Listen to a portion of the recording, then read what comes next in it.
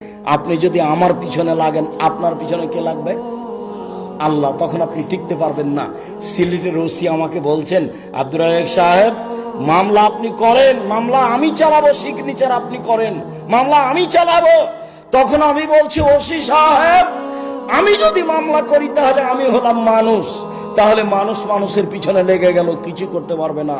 আর আমি যদি মামলা না চালাই যদি উপরওয়ালা, তাহলে আর কেউ টিকতে পারবে না। অতএব এটার আমার প্রয়োজন নেই, এটার আমার প্রয়োজন নেই। আমি বলেছি কবি নজরুল ইসলাম ভুল বলেছেন।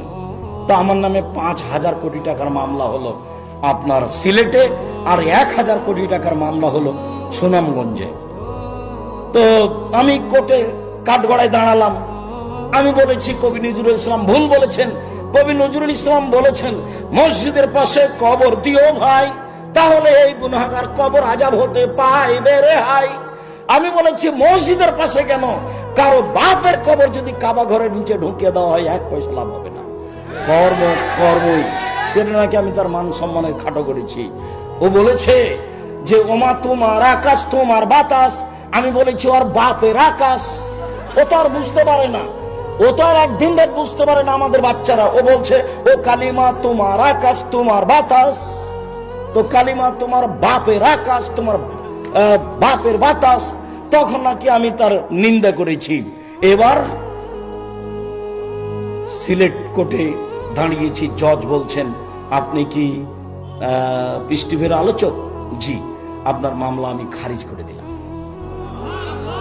আর সুনামগঞ্জে বলছে যে আপনি এই জন্য এসেছেন তা আমার মনে হয় না, মামলার সাথে আপনার সাথে কোনো কথা নেই, আপনার সাথে আমার এমনি একটা কথা। 14 মিনিট কথা বললেন। তাকে যেগুলো বক্তব্য ভালো লাগেনি সেগুলো তিনি আলোচনা করলেন। আমাকে উকিল বলে দিয়েছেন বুক খুলবেন না। আমি খালি হাসলাম আর তাকে দেখলাম, আমি কিছু বললাম না। বললেন যে আপনার জামিন মঞ্জুর করা হলো। তারপর কয়দিন পরে এমনি ঠিক হয়ে গেছে, আর যেতে হয়নি। কারোর বিরুদ্ধে লড়ে কি করবেন? উপরওয়ালাকে লড়তে বলেন, তাহলে আপনি জয়ী হবেন। আপনি যদি লড়েন তাহলে আপনি একটা মানুষ, আপনি কি আর করবেন? পিছে পিছে দৌড়াতে হবে, টাকা খরচ হবে। মামলা করে আপনি কি করবেন? ও করতে থাকে, আপনি পিছে পিছে থাকেন। ও করতে থাকে, ও একবার ক্লান্ত হয়ে যাবে, ও তখন উল্টা পিছে ঘুরবে একদিন। তার প্রমাণ, জাজল্য প্রমাণ জামিয়া সালাফিয়া। সম্মানিত দিনী ভাই বোন, বলছিলাম রাসূল সাল্লাল্লাহু আলাইহি ওয়াসাল্লাম বলছেন, শেষের দিকে চলে আসলাম।